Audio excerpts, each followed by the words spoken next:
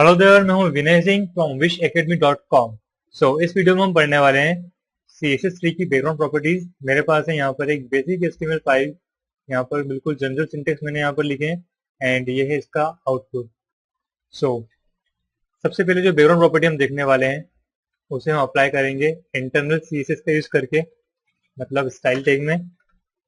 And properties में apply करूंगा body में, किसी ड्यू में नहीं। बॉडी एलिमेंट को हम टारगेट कर रहे हैं। देन जो प्रॉपर्टी सबसे पहले हम देखने वाले हैं वो है background colour. Okay, background colour property का यूज तब किया जाता है जब आप अपने वेब पेज के बैकग्राउंड में कोई सॉलिड सिंगल कलर अप्लाई करना चाहते हैं। लाइक कोई भी solid colour like red, green, blue, yellow, white, orange etcetera etcetera.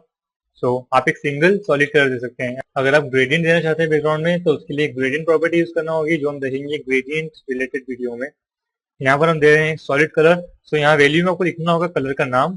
Colour का नाम आप नॉर्मल भी ले सकते हैं लाइक रेड, और या फिर हेक्साडेसिमल कोड में इस तरह से कोई भी कलर कोड, और या फिर RGB का यूज करके इस तरह से 255,0,0,0। ये है रेड कलर के लिए। ओके, यहाँ पर मैं दे रहा हूँ एक general red colour. Save and refresh. And ये देखिए यहाँ पर हम रेड कलर दे सकते हैं हमारे वेब पेज के बैकग्राउंड में। ओके, देन कोई डार्क ग्रे का देख लेते हैं हम लोग, लाइक 999। Okay, light grey. इस तरह आप कोई भी कलर यहाँ दे सकते हैं। अब देखते हैं अगली प्रॉपर्टी। अगली प्रॉपर्टी है इमेज से रिलेटेड। ये है background image. Okay, background image property का यूज आप तब करते हैं जब आपको अपने वेब पेज के बैकग्राउंड में कोई सिंगल या मल्टीपल बैकग्राउंड इमेज अप्लाई करनी है। ओके, सिंगल या मल्टीपल, आप चाहें तो सिंगल इमेज भी अप्लाई कर सकते हैं, या CSS3 की इस प्रॉपर्टी का यूज करके आप मल्टीपल बैकग्राउंड इमेज भी दे सकते हैं। किस तरह दे सकते हैं आप मल्टीपल इमेजेस बैकग्राउंड में, ये हम देखेंगे आगे इस वीडियो में। अभी हम देखते हैं सिंगल इमेज किस तरह दी जाती है। बैकग्राउंड हाइफन इमेज प्रॉपर्टी में आपको वैल्यू देनी है URL, then parenthesis, and in parenthesis के अंदर आपको लिखना है source path of your image, आपकी इमेज का पाथ या location. Okay, in my case जो लोकेशन है वो है CSS3 में background.html मेरी फाइल है। देन यहाँ से मुझे जाना होगा one directory back, then images में बैक img.png। ओके,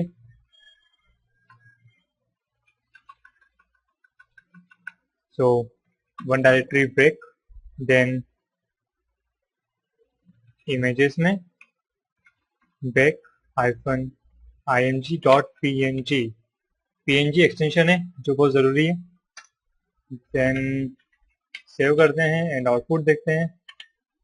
ओके, आप देख सकते हैं यहाँ पर एक बैकग्राउंड इमेज आ चुकी है जो कि रिपीट हो रही है, क्योंकि एक्चुअल जो इमेज है वो छोटी है। इसकी जो साइज है वो है 256 बाय 256 एंड स्क्रीन पर पूरी तरह रिपीट हो रही है। रिपीटेशन कंट्रोल करने के लिए है अगली प्रॉपर्टी जो है बैकग्राउंड रिपीट। आपका जो बैकग्राउंड इमेज है वो अगर रिपीट हो रहा है या रिपीट नहीं हो रहा है तो आप इसे कंट्रोल कर सकते हैं कि आप इसे किस तरह रिपीट कराना चाहते हैं या नहीं कराना चाहते हैं। अगर मैं चाहता हूं कि बैकग्राउंड रिपीट ना हो तो मुझे यहाँ लिखना होगा no hyphen repeat, no repeat. Okay, save and refresh. And ये देखिए बैकग्राउंड रिपीट नहीं हो रहा है, उसका एक्चुअल इनिशियल साइज जितना है वो उतना फिक्स हो चुका है, और उसके बाद जो बाकी बैकग्राउंड है लेफ्ट बैकग्राउंड वो ब्लैंक है। एंड अगर मैं चाहता हूँ ये रिपीट हो तो मुझे यहाँ पर लिखना है रिपीट, एंड ये रिपीट होगा। देन अगर मैं चाहता हूँ कि ये पूरी स्क्रीन पर रिपीट ना हो बल्कि ओनली हॉरिजॉन्टली रिपीट हो या एक्स एक्सिस में रिपीट हो तो मुझे लिखना है repeat hyphen x. Save and refresh. And ये देखिए ये ओनली एक्स एक्सिस में रिपीट होगी। लेकिन इसी के अपोजिट अगर मैं चाहता हूँ कि ये एक्स में रिपीट ना हो बल्कि वाई में रिपीट हो तो मुझे यहाँ पर लिखना है वाई, तो यह वर्टिकली रिपीट होगी। ओके, इस तरह से। CSS3 इस तरह आपको कंट्रोलिंग देता है कि आप अपनी बैकग्राउंड इमेज को रिपीट करना चाहते हैं या रिपीट नहीं करना चाहते हैं। अगर करना चाहते हैं तो किस तरह करना चाहते हैं। ओके, अब देखते हैं अगली प्रॉपर्टी जो है background position. Background hyphen position. Okay, background position का यूज कब किया जाता है?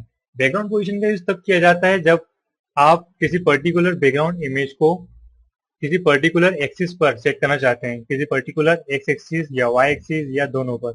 ओके, सो आपको यहाँ पर लिखना होता है position of x axis and space देकर पोजीशन ऑफ वाई एक्सिस। ऐसा आपको लिखना नहीं है, मैं आपको समझाने के लिए बता रहा हूँ। ओके, सो एक्स एक्सिस मतलब हॉरिजॉन्टल एंड वाई एक्सिस मतलब वर्टिकल। ओके, सो एक्स एक्सिस में मैं चाहता हूँ कि ये लेफ्ट में रहे एंड वाई एक्सिस में मैं चाहता हूँ कि ये टॉप पर रहे। तो हमारी पोजीशन है लेफ्ट टॉप एंड ये रिपीट हो रही है बाय, तो इसे रिपीटेशन में ऑफ कर देता हूँ, no repeat and left top पे पोजीशन है। ओके, सो ये है मेरे स्क्रीन का लेफ्ट एंड ये है टॉप, लेफ्ट टॉप पर है।